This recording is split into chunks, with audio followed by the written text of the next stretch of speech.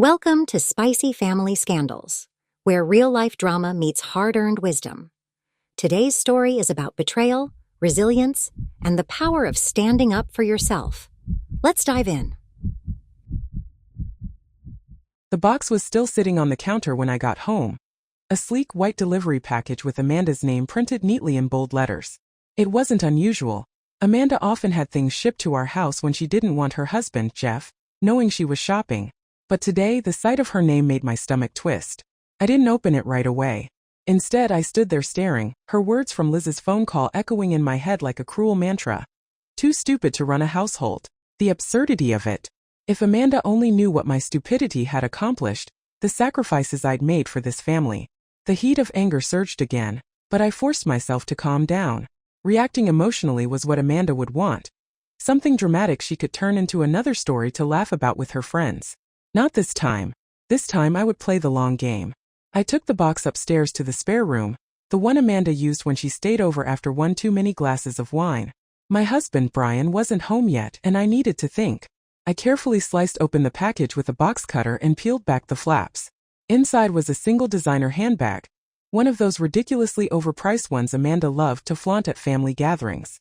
Typical. I turned it over in my hands, noting the smooth leather and tiny gold emblem. It looked authentic, but I knew better. Amanda had a habit of ordering knockoffs and passing them off as the real thing. Why waste money when no one can tell the difference? She'd said smugly once. But this wasn't just another cheap bag. There was a note tucked inside.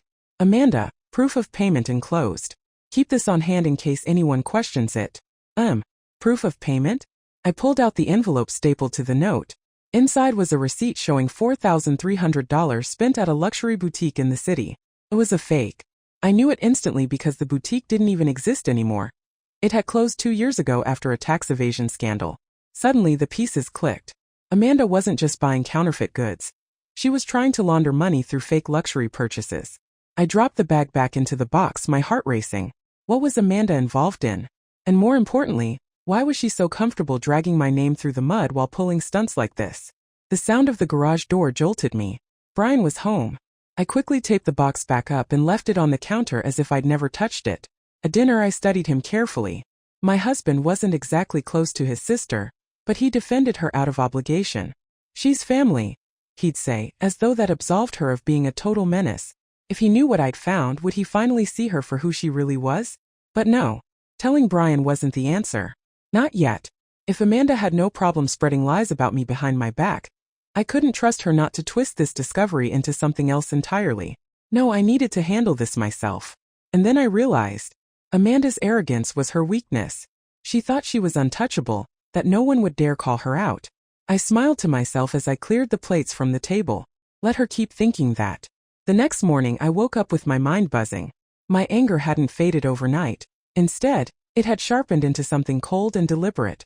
If Amanda thought she could humiliate me while playing her shady little games, she was in for a rude awakening. But first I needed more information. I started small. During breakfast I casually asked Brian if he'd spoken to Amanda lately. He shook his head, distracted by his tablet. Not since last week. Why? Oh, no reason, I said, brushing it off. I thought I saw something on social media about her job. She's still with that same company.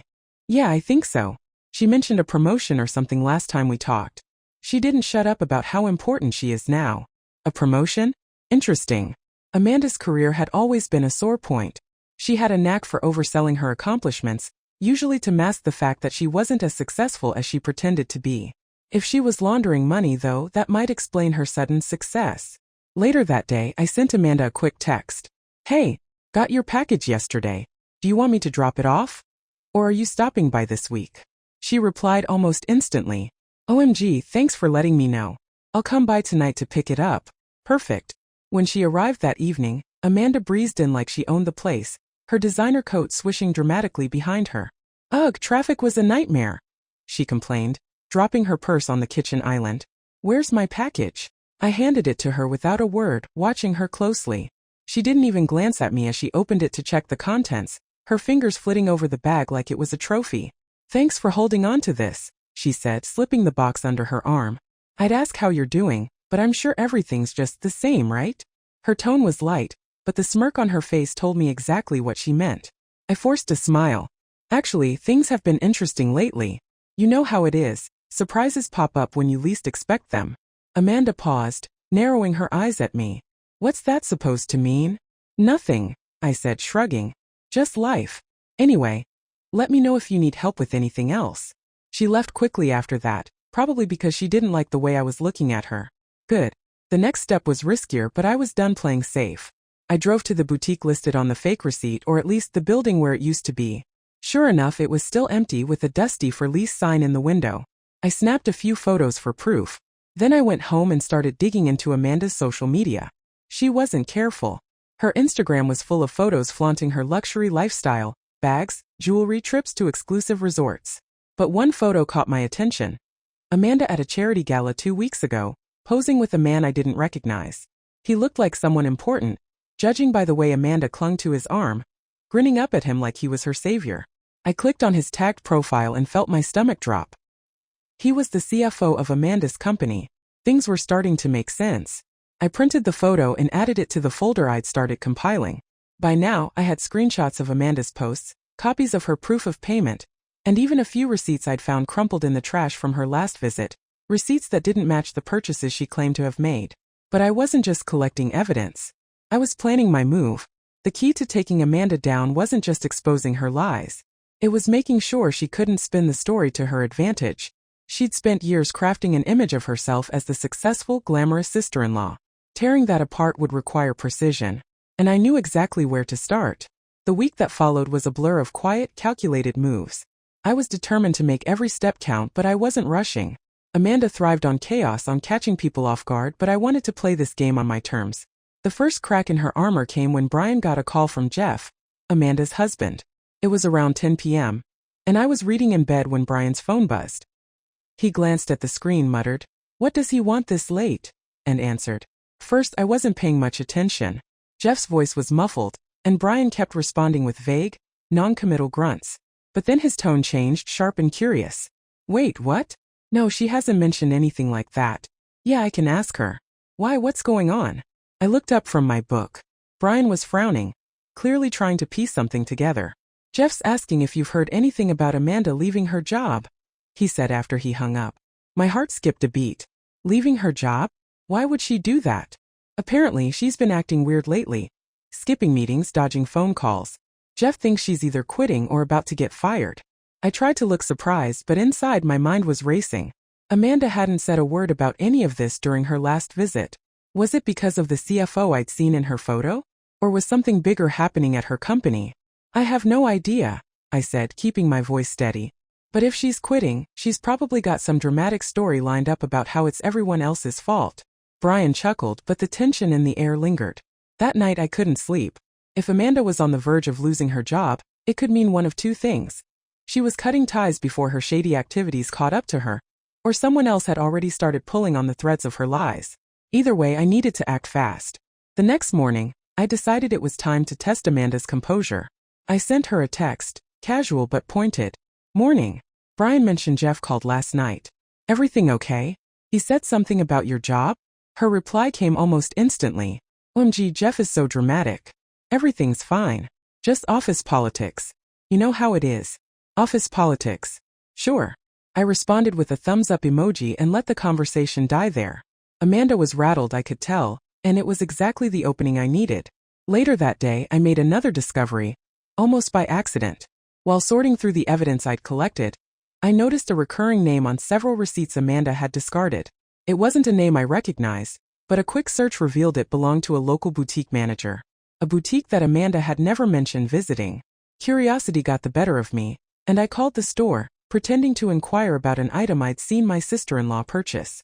The woman on the other end was polite but hesitant, clearly uncomfortable sharing details about a customer. But then she slipped. "Oh, Amanda?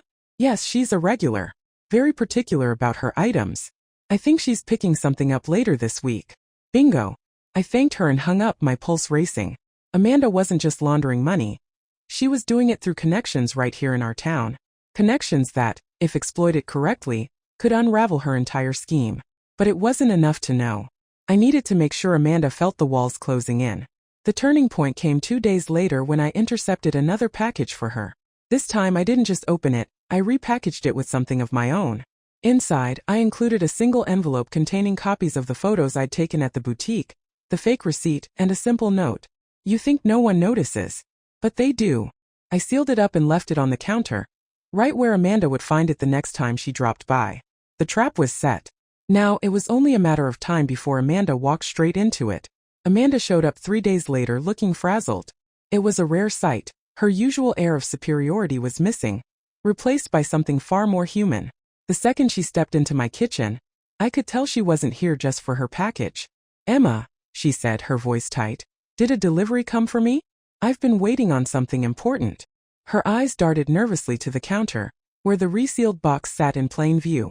I wiped my hands on a dish towel and gave her my best oblivious smile. "Oh, that? Yep, it's right there. Didn't open it, of course." She hesitated for a split second, then snatched up the box and tore into it. I busied myself at the sink, pretending not to watch as she flipped through the contents. The second she found the envelope I'd slipped in, her breathing hitched. What is this?" she asked, her voice trembling slightly. I turned to face her, feigning confusion. "What's what?" She held up the envelope like it was a live grenade. "This. Did you put this in here?" I frowned. "No? That's weird. Maybe it got mixed in at the post office." Amanda's face was pale as she ripped open the envelope and scanned the contents. Her eyes darted to me, then back to the photos in the note. "You know what?" she said abruptly, stuffing everything back into the envelope. "I just remembered I have to go. Thanks for holding on to this." She bolted out the door before I could say another word. The second she was gone, I grabbed my phone and called Liz. My neighbor had always been more than happy to gossip about Amanda, and this time I needed her instincts. "Liz," I said when she picked up, "I think Amanda's in trouble." There was a pause, then a delighted, "Oh? Do tell." I recounted Amanda's reaction to the package, omitting the part where I'd planted the note. Liz listened intently, and when I finished, she let out a low whistle. "Sounds like she's hiding something big. Did you see the news yesterday?" "No, why?" "There was a story about that company Amanda works for. Some kind of internal investigation. Fraud, maybe? They didn't name names, but it sounds serious." Fraud. The word sent a chill down my spine. Amanda wasn't just laundering money. She was likely caught in something much bigger than I'd imagined. "Thanks, Liz," I said, my mind racing. "I'll keep you posted." For the next 2 days, I waited for Amanda to make her next move. She didn't call or text, which only confirmed that she was scrambling. Whatever her plan had been, my note had thrown her off balance. Finally, on the 3rd day, she showed up unannounced. This time, she didn't bother with pleasantries. "Emma," she snapped, closing the door behind her, "we need to talk." I raised an eyebrow. "About what?" She dropped into a chair at the kitchen table, her carefully curated composure cracking. "I know you're messing with me. The photos, the note. You think you're so clever, don't you?" I crossed my arms. "I don't know what you're talking about." Her laugh was sharp and humorless. "Don't play dumb. I don't know how you found out, but you need to stop. Right now." "Found out what?" I asked, my tone icy. "That you've been spreading lies about me? That you're not half as clever as you think you are." Amanda's face darkened. "You don't understand what you're getting into." "Maybe not," I admitted. "But I do understand one thing. You're not as untouchable as you think. And if you so much as breathe another word about me to anyone, I'll make sure everyone sees who you really are." Her lips pressed into a thin line, but she didn't respond. She was trying to calculate her next move, but I wasn't giving her the chance. "Now," I said, stepping closer, "you can either leave quietly and stay out of my business, or we can let the rest of the family in on your little hobby. Your choice." For the first time, Amanda looked genuinely afraid. Without another word, she grabbed her purse and stormed out. I watched her go, my heart pounding. The game was far from over, but for the first time I felt like I had the upper hand. And I wasn't letting it go. The next time I saw Amanda, she wasn't alone. She arrived at my house unannounced, just like before. But this time she brought Jeff with her. He looked uncomfortable, his hands stuffed deep in his jacket pockets, his shoulders hunched like a man dragged into a fight he wanted no part of. "Emma," Amanda said, her voice tight but polite. "We need to have a conversation. As a family." I leaned against the doorframe, arms crossed. "Family? That's funny coming from you." Jeff cleared his throat awkwardly. "Amanda said there's been some sort of misunderstanding. I thought it'd be better if we all talked it out." I tilted my head, studying Amanda. She looked more put together than she had during her last visit, polished, calm, but her eyes gave her away. They darted around, refusing to meet mine for more than a split second. Sure, I said finally, stepping aside to let them in. Let's talk. We settled in the living room, the air so thick with tension you could cut it with a knife. Amanda perched on the edge of the couch, her hands folded neatly in her lap, while Jeff sat beside her, looking like he wanted to be anywhere else. I'll cut to the chase, Amanda began. I don't know what you think you've uncovered, but whatever it is, it's a mistake. A big one. And I'd appreciate it if you stopped dragging my name into whatever this is. I raised an eyebrow. Dragging your name? Amanda, I haven't said a word to anyone. If you're feeling paranoid, that's on you. Her composure cracked just slightly, a flicker of irritation crossing her face before she smoothed it away. Enough with the games, Emma. You've been snooping through my things, spreading lies. Lies. I interrupted, my voice sharp. That's rich coming from you, Amanda. Tell me, are you calling it lying when you tell people I'm too stupid to run a household? Or is that just your idea of a joke? Jeff's head snapped toward Amanda. Wait, what? You said that. Amanda's jaw tightened. That's not the point. Oh, I think it is, I shot back. You've spent years tearing me down behind my back while playing the perfect sister-in-law to my face. And now that I've finally caught you in something, you're panicking. Why's that, Amanda? What are you so afraid of? She didn't answer, but her silence said everything. Jeff looked between us, clearly struggling to keep up. Caught her in what? He asked. I hesitated for a moment, then decided I was done holding back. I stood, grabbing the folder I'd prepared from a nearby shelf. This, I said, dropping it on the coffee table in front of Jeff. Take a look. Amanda's face went pale as Jeff opened the folder, his brow furrowing as he flipped through the contents. The photos, the fake receipts, the note from the boutique manager, it was all there. What the hell is this? Jeff muttered, his voice low and tense. I think Amanda can explain better than I can, I said, crossing my arms. Amanda sprang to her feet, her voice shrill. This is ridiculous. You're just trying to make me look bad because you're jealous. You've always been jealous. Jealous of what? I snapped. Your lies? Your scams? Or the fact that you've been so arrogant, you thought no one would ever catch on? Jeff looked up from the folder, his face dark with confusion and anger. Amanda, is this true? She hesitated for just a fraction of a second, barely enough to notice but enough to confirm everything. I can explain, she said finally, her tone desperate. It's not what it looks like. It looks like you've been lying to everyone, Amanda, I said coldly. And if you don't want the rest of the family to know, I suggest you start telling the truth. Right now. The room fell silent, the weight of her secrets hanging heavy in the air. For the first time, Amanda looked truly cornered, her usual bravado stripped away. But I wasn't finished yet. This wasn't just about exposing her lies. It was about making sure she never crossed me again. Amanda was unraveling, and I could see the panic in her eyes. She wasn't used to being on the defensive, least of all in front of Jeff. For once, she couldn't talk her way out of trouble with charm and half-truths. Jeff stared at her, waiting for an explanation, but she just stood there, frozen. I leaned back in my chair, crossing my arms. Well, Amanda, since you're always so full of advice about how I should manage my life, why don't you enlighten us on how you've been running yours? Shut up, Emma, she snapped, her voice breaking. You don't know what you're talking about. Oh, I think I do, I said calmly. You've been lying to Jeff, using this fake luxury lifestyle to hide what, Amanda? Money laundering? Fraud? Something worse. Jeff slammed the folder shut and stood, his face a mixture of disbelief and fury. Is any of this true, Amanda? Tell me right now. She turned to him, her hands shaking. Jeff, I swear it's not what it looks like. It's complicated. Complicated. His voice rose. Are you kidding me? You've been dragging me into God knows what without even telling me? Do you know what kind of trouble this could bring? She reached for his arm, but he pulled away.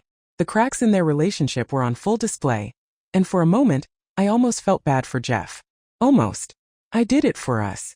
Amanda blurted out, tears welling in her eyes. You don't understand how hard it's been, trying to keep up appearances, keep up appearances? Jeff interrupted, his voice dripping with disgust. Do you hear yourself? This isn't about us. This is about you. About your obsession with looking perfect to everyone else.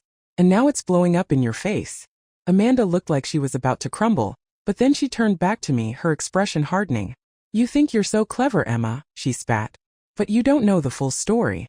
You think exposing this will make you look good? It'll drag you down too. You're part of this family. People will talk. I laughed, a cold, humorless sound. Oh, Amanda, you really don't get it, do you? I'm not afraid of people talking. Unlike you, I don't build my life around what other people think of me. I don't need to hide behind lies. Jeff looked at me then, his eyes filled with something I hadn't seen before, respect. So what now? He asked, his voice quieter. What do we do with all this? I'll tell you what happens, I said, leaning forward. Amanda fixes this. She comes clean to whoever she's been working with, returns every cent she's stolen, and clears Jeff's name if it's been dragged into this mess. And she does it quietly, without involving me or Brian. Amanda's face twisted in anger. You think you can tell me what to do? No, Amanda, I said, meeting her glare head-on. But I can make sure everyone finds out exactly what you've been up to if you don't. Your choice. The silence that followed was deafening. For a moment I thought she might lash out again, but then her shoulders slumped and she looked away. Fine, she muttered. I'll handle it. You'd better, Jeff said, his voice cold. Because if you don't, I will. With that, Amanda grabbed her purse and stormed out, leaving Jeff and me standing in the wreckage of her lies. He looked at me, shaking his head.